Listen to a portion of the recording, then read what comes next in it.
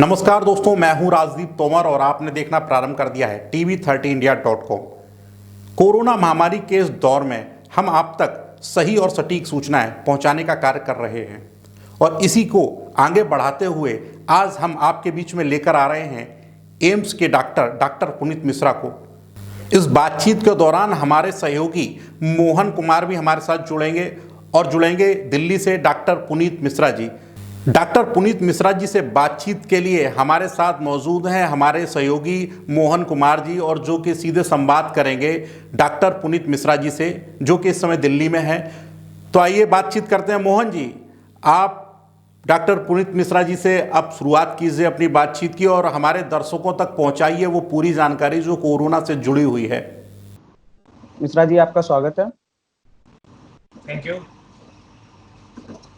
मैं ये जानना चाहता हूँ, आजकल जो आम जनता है उसके दिमाग में, उसके जहन में एक ही सवाल गूंज रहा है कि ये आखिर ये कब तक, ये जो देशव्यापी महामारी चल रही है, ये कब तक, इस पर विराम या अल्प विराम कब तक लगेगा?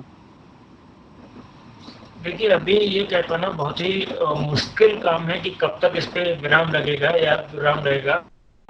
मुझे लगता है कि अभी इस बीमारी के साथ हमें कुछ समय तक रहना पड़ेगा। तो जो सबसे खास बात है वो ये है कि जो जनता है उसको ये सीखना पड़ेगा कि इस बीमारी के साथ साथ हमें कैसे जीना है और क्या प्रिकॉशंस लेने हैं जिससे कि अपने आप को भी बचा सके और बाकी लोगों को भी बचा सके। तो अगर मैं ये कहूँ कि 1 महीने में या 2 महीने में पूरी तरीके से खत्म हो जाएगी तो शायद ये कहना सही नहीं होगा। ये एक झूठा विश्वास देना होगा जनता के लिए। जी जी जी, इससे लेकर जैसे कि तमाम चर्चाएं चल रही हैं वैक्सीन को लेकर, हमारे यहाँ पर या फिर अदर किसी कंट्री में वैक्सीन से संबंधित अभी तक इस बीमारी के लिए कोई भी वैक्सीन या कोई भी दवा उपलब्ध नहीं है।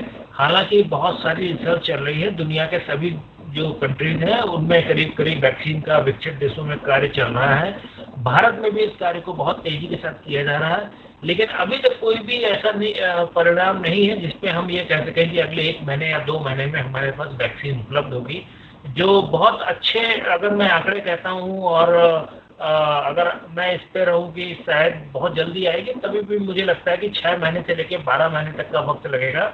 और हो सकता है कि ये भी एक पॉसिबिलिटी कि आने वाले कई सालों तक हमें कोई भी वैक्सीन नहीं मिले। जैसे बहुत सारी बीमारियां हैं जिनका हम आज तक वैक्सीन नहीं बना पाए, चाहे वो HIV हो या डेंगू के लिए कोई सक्सेसफुल वैक्सीन हो। तो ऐसी बहुत सारी बीमारियां हैं, बट अगर हम होपफुल रहना चाहते हैं तो शायद जल्दी से जल्दी 6 से 12 महीने लगेगा। विश्व के बहुत सारे देशों में इसमें कार्य चल रहा है। जी, तो हम ये समझ लें कि हमको इस बीमारी के साथ में अभी लड़ना है, क्योंकि इसके खिलाफ हमारे पास में कोई बहुत ही मतलब कोई शक्तिशाली अस्त्र अभी तक नहीं आया है। तो इसके साथ रहने के लिए हमको क्या क्या मतलब प्रिकॉशन लेने चाहिए, या फिर सुना गया है कि जैसे इम्यूनिटी बढ़ाने के लिए क्या कुछ लेना चाहिए? देखिए, सबसे पहले तो ये है कि हमें एक जागरूक नागरिक बनना चाहिए। हमारे पास जो भी इंफॉर्मेशन आती है, जो भी सूचना आती है, वो ऐसे एक सोर्स से लेनी चाहिए कि जो अफवाह ना हो। जो ministry of health and family welfare की वेबसाइट है या जो राज्य सरकारों की वेबसाइट है, उन्हां से हमें उचित जानकारी लेनी चाहिए, क्योंकि इस समय बहुत सारी अफवाह चल रही है।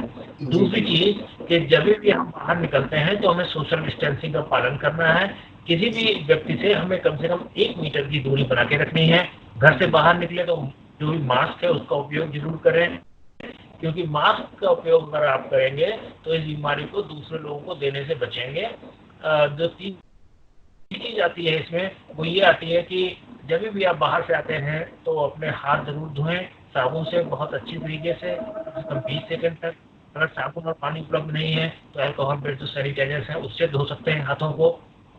उसके अलावा जो हमें जिम्मेदारियां निभानी है, क्योंकि दुनिया को हम शायद बहुत दिनों तक लॉकडाउन में नहीं रह सकते, और जैसे मैंने बताया कि इस बीमारी के साथ हमें शायद रहना पड़ेगा। तो जागरूकता और सावधानियां, यही दो एक ऐसे कारण है, उपचार है जिनसे बचा जा सकता है। जहाँ तक आपने सवाल किया है कि कुछ ऐसी दवाइयाँ जिनसे इम्यूनिटी बढ़ सकती है, भारत सरकार का जो आयुष मंत्रालय है उसने कुछ आयुर्वेदिक दवाइयों के बारे में ऐसे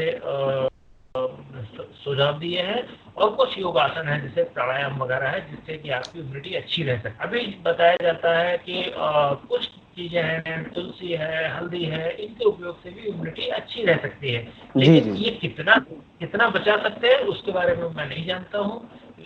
अधिक जानकारी के लिए आप आयुष मंत्रालय की वेबसाइट में देखें, उसमें आपको सारे आयुर्वेदिक और योगी जो भी योगा के हिसाब से नुस्खे हैं वो उपलब्ध हैं और उनको जनता यूज में ला सकती है। जी, जी, जी। ये जानकारी देने के लिए बहुत-बहुत धन्यवाद मिश्रा आपका। मैं ये एक हमारी उसमें ये आया है कि जैसे ये चल रहा है कि जो स्कूल वगैरह खोले जा रहे हैं, आगे आने वाले समय में खोले जाएँगे, इस बीमारी के साथ ही हमको खोलना पड़ेगा। जुलाई, अगस्त, अक्टूबर जब से भी सेशन स्टार्ट होगा, तो क्या ये उचित नहीं होगा गवर्नमेंट द्वारा या उन स्कूलों द्वारा फंडिंग करके जो ये सैनिटाइज़र टनल हैं, उनका उपयोग किया जाए? देखिए जुलाई अगस्त में क्या स्थिति बनती है और उस हिसाब से क्या डिसीजन लिए जाएंगे ये भी बहुत दूर की बात है। उस समय स्कूल खोलने की उपयुक्त परिस्थिति बन रही है या नहीं बन रही है। जहाँ तक सैनिटाइजर टनल की बात है, शुरुआत में कुछ इसका चलन हुआ था सैनिटाइजर टनल का, लेकिन ये पाया गया कि इनसे कोई बहुत ज़्यादा फायदा नहीं है, बल्कि इसमें जो केमिकल यूज किए जा रहे हैं वो मनुष्य की जो श्वास की नली है उसको और अन्य अंगों को नुकसान पहुंचा सकते हैं। इसलिए कई जगह से कई राज्य सरकारों ने इस संबंध में दिशा निर्देश जारी करके उन टनल्स को हटा लिया है। जी। जानकारी देने के लिए बहुत-बहुत धन्यवाद। टीवी 30 इंडिया में आपका बहुत-बहुत आभार। आपने अपना बहुमूल्य समय दिया। धन्यवाद। कोरोना महामारी के इस दौर में सही और सटीक जानकारी को जानने के लिए आप जुड़े रहें टीवी 30 इंडिया से। अगर अभी तक आपने हमारा एंड्रॉयड ऐप डाउनलोड ना किया हो तो प्लीज़ प्ले स्टोर से डाउनलोड कर सकते हैं। साथ ही आप हमें फेसबुक एवं इंस्टाग्राम पर भी फॉलो कर सकते हैं।